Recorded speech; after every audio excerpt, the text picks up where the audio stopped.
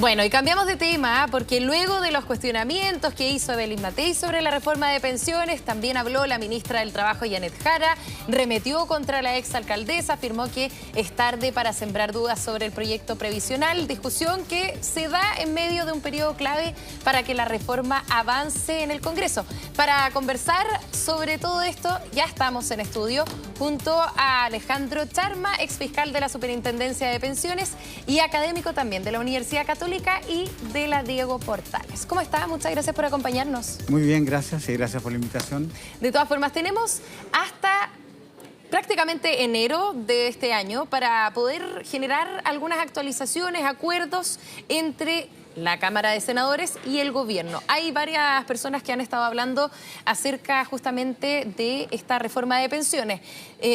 Falta voluntad.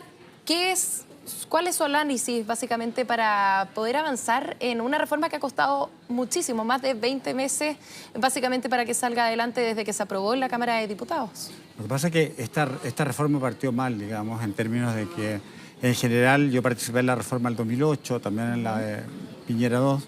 Generalmente cuando tú vas a hacer un cambio muy grande, tienes ciertos acuerdos previos conversados. Esta reforma fue eminentemente ideológica y por eso que la Cámara de Diputados aprobó lo que se ha llamado como el queso suizo, que al final no se aprueba como nada, digamos. Y el Senado responsablemente citó una comisión de expertas que ha emitido un informe. Pero si tú ves, por ejemplo, hay cosas que están en el informe que el gobierno insiste en reponerlas en un proyecto de ley, cuando técnicos oficialistas y técnicos de oposición dicen que no deberían ir, como por ejemplo la separación de la industria. Y ella hoy en los diarios y en todas partes dice que va a ir con la separación de la industria. Entonces, ¿quién supone un acuerdo? Uno se empieza a preguntar en la práctica.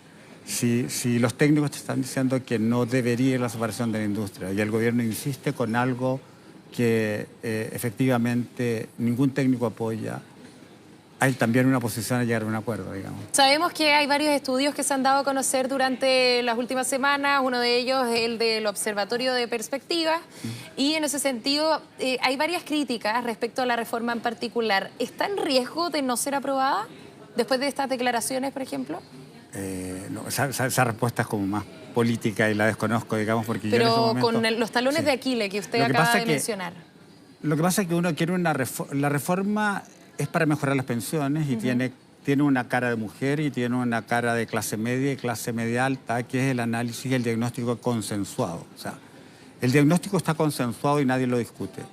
Las tasas de reemplazo, para que los televidentes entiendan, los sistemas de pensiones se miden por tasa de reemplazo. Y la tasa de reemplazo significa el porcentaje que representa mi pensión de mis últimas remuneraciones.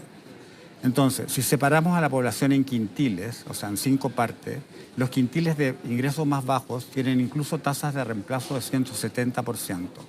Eso quiere decir que su pensión es 70% superior a lo que recibieron en su vida activa laboral. Y así llegas a que la mediana en el sistema supera el promedio de la OCDE y es de un 63%. Incluso si tomas las pensiones desde el 2015 hasta ahora, la mediana es de un 73%. Sí, ahora entonces, sabemos que igualmente la población difícilmente va a vivir con lo que está recibiendo, claro, y por eso hay que hacer reformas para poder avanzar en aquello. Por eso hay que hacer reformas y tú tienes razón. Ahora hay que cuestionamientos.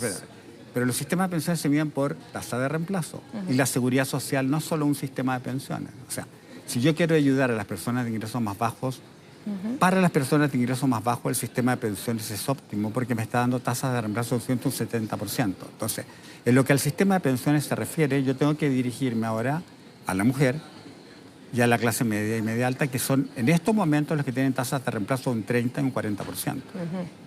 Entonces, si yo digo que la reforma tiene que tener un componente de solidaridad muy fuerte, no estoy apuntando a eso, porque ¿quién hace la solidaridad? La clase media y la clase media alta, que son quienes tienen que mejorar las pensiones. Ahora, los sistemas de pensiones se reforman permanentemente, no como lo ha hecho Chile, con periodos muy largos de distancia. O sea, tenemos que aprender que nuestros sistemas se tienen que reformar constantemente, o si no nos vamos a encontrar frente a estas mega reformas que nos van a impedir avanzar. Claro, no todos de un día para otro. Además que tenemos el problema del sistema político, que también impide un poco el avance de todas las reformas. Entonces yo creo que lo que uno quiere es buscar mejora de las pensiones. Y las propuestas que se están dando técnicamente no son las mejores. Entonces ahí es donde está la traba. Porque además hay un problema que se ha dicho desde el principio, es que acá hay dos políticas públicas distintas. Una es reformar el sistema de pensiones, que es para los trabajadores actuales, y hay una política pública distinta, que es mejorar las pensiones actuales, que son personas que ya salieron del sistema de pensiones. Que son jubilados, claramente. Que son jubilados y que ya no van a cotizar más. Esa es una política pública que debería financiarse con gastos públicos, ¿entiendes? Sí, a mí me gustaría poder profundizar acerca del detalle, ¿ya?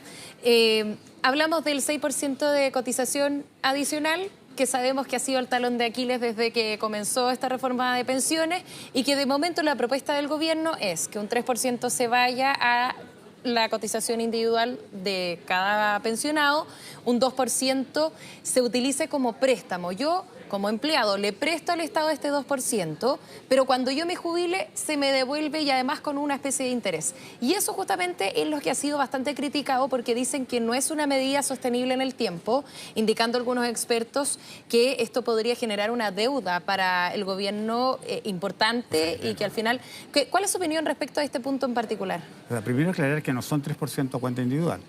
Porque el 3% que va a cuenta individual se divide en 70 y 30. O sea, al final 2,45 es a cuenta individual y el resto es solidaridad.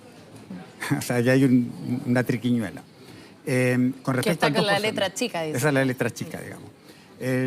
Y el préstamo, la verdad que partiendo de la base, ya es raro que la fuerza laboral le preste al Estado. O sea, no conozco un país en que, salvo que uno compre bonos soberanos, que no es el caso que estamos viendo ahora.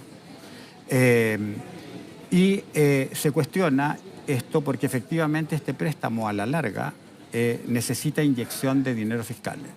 Entonces vamos a entrar en un sistema de reparto, que son los sistemas que los sistemas de pensiones están dejando atrás y están entrando a sistemas de capitalización, ya sea individual o colectiva. En el caso de nosotros es individual. Entonces es como un retroceso. Además, si tú consideras de que el gobierno pensaba dar una PGU al 100% de la población y hoy se quedó en un 90%. Ese 10% en régimen es 0,25% del PIB, es bastante dinero, ¿entiendes? Y pensaba monopolizar el sistema de pensiones con un régimen estatal que costaba 180.000 millones al año. Entonces, si tú dices, esas platas a lo mejor, si tú delimitas a qué pensiones actuales vas a ayudar, porque en realidad sería una irresponsabilidad fiscal ayudar a las pensiones que tienen un 170% de tasa de reemplazo. Allí tengo que ir con otras ayudas sociales, subsidio al arriendo, transporte gratuito, son otras medidas que tengo que tomar para ese grupo. Entonces, si yo delimito, por ejemplo, y ahí está la discusión de la comisión de expertas que dicen, las representantes de oposición decían que debería ser 20 años de cotizaciones para ayudarte, que parece lógico, porque es un sistema de pensiones y la OIT dice que con 15 años de cotización recién tienes que entregar una pensión y una pensión parcial, con menos no hay sistema, digamos. Comenta con el hashtag #LaTardeMega. Bueno, retomamos la entrevista que estábamos justamente a esta hora conversando acerca de la reforma de pensiones con Alejandro Charma, que sabemos que es exfiscal de la Superintendencia de Pensiones y académico, no solamente de la Universidad Católica, sino que también de la Universidad Diego Portales. Cuénteme, ¿está en riesgo de que se concrete esta reforma considerando lo que ya ocurrió quizás con el anterior gobierno de Sebastián Piñera? ¿Hay peso? ¿Estas declaraciones de parte de los expertos tienen peso para que esto no salga adelante? Ojalá que no esté en riesgo, digamos, porque debería haber una reforma de pensiones. Y ojalá que ambos sectores, digamos, puedan llegar a un acuerdo y que si se dice que no hay separación de la industria, porque técnicamente no insiste el gobierno ni el Frente Amplio diciendo que si no hay eso no acuerdan. Y el sistema, los modelos que presentan, por ejemplo, el préstamo, hay un diagnóstico claro que las pensiones actuales son más altas que las pensiones de los trabajadores actuales van a tener en el futuro. Entonces te suena contraintuitivo que tengan que ellos hacer un préstamo para mejorar pensiones que son en este momento mejores que las que van a obtener ellos cuando se pensionen. O sea, si yo tuviera que calificar esta reforma hasta el momento, es absolutamente contraintuitiva. O sea, quiero fondos generacionales, pero quiero licitación de stock, que no se conversan. Quiero ayudar a la clase media alta y mujeres, pero pido más solidaridad. O sea, todo lo contrario a lo que necesita.